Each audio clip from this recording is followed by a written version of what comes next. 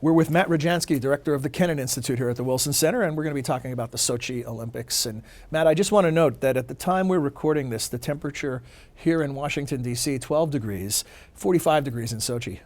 Wish I were in Sochi. Yeah, a little, not what we expected. What does hosting the Sochi Olympics mean to Vladimir Putin and to Russia? I think it means a tremendous amount for both, for Mr. Putin personally and for Russia.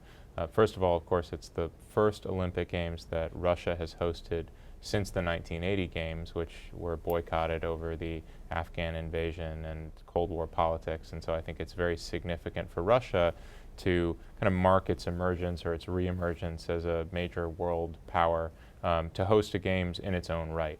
And the fact that it's being held in Sochi for Vladimir Putin is particularly important because that's one of the cities that he's really designated as a personal project. He spends a lot of time there, he holds major summit meetings there, and he's invested a tremendous amount in the infrastructure there, and he wants the Games to succeed.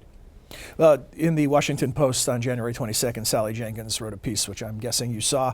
Here's one of the things she said about security concerns. Putin and the IOC have chosen to host an Olympics on the edge of a war zone. There are a lot of world regions that could be described as the edge of a war zone or the edge of a zone of some kind of chaos or strife. That said, there are definitely risks attendant on holding the Games in Sochi in particular because of the symbolism, because it's so close to the North Caucasus. The Games have been declared as a target by Doku Umarov, the leader of the North Caucasus Islamist insurgency.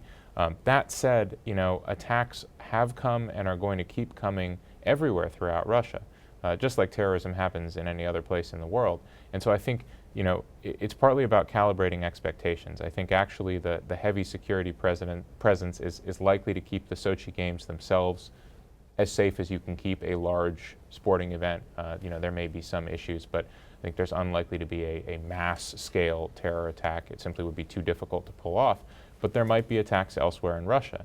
And I think if our expectation is that a successful terror attack derails the Olympics and the spirit of competition and the success of the Games for Russians and for the whole world, then we're going to be disappointed. We'll be prepared to be disappointed. I think Mitt Romney today said that he believes that things will come off without a hitch. He has some track record with organizing Olympics. Looking beyond the Olympics, one thing that it does for Vladimir Putin is puts the spotlight on the Olympics in a way where some other festering issues move into the background. What will reemerge after the Olympics?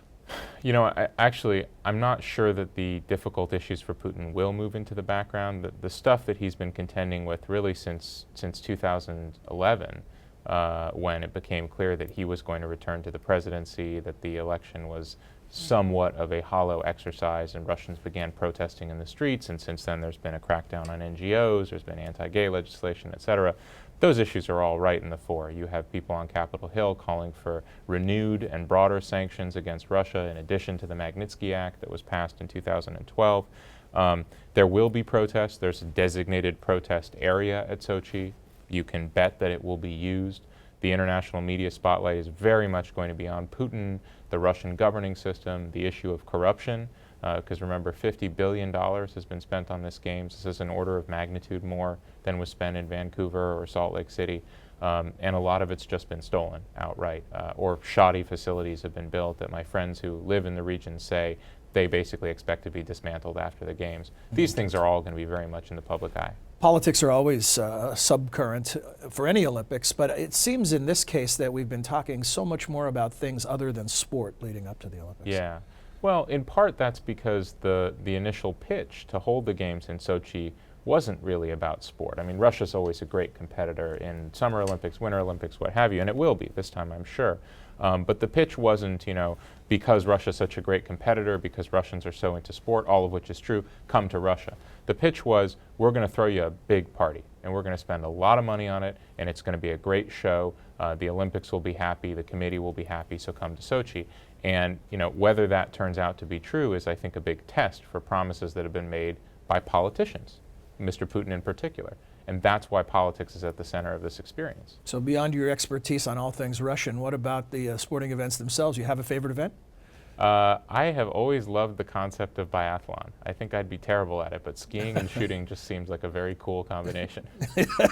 Cool and dangerous. Yeah. Well, Matt, thanks for joining us, and we'll look forward to having you back during the Olympics and perhaps afterwards, and let's hope that everything goes well. All right, thanks, John.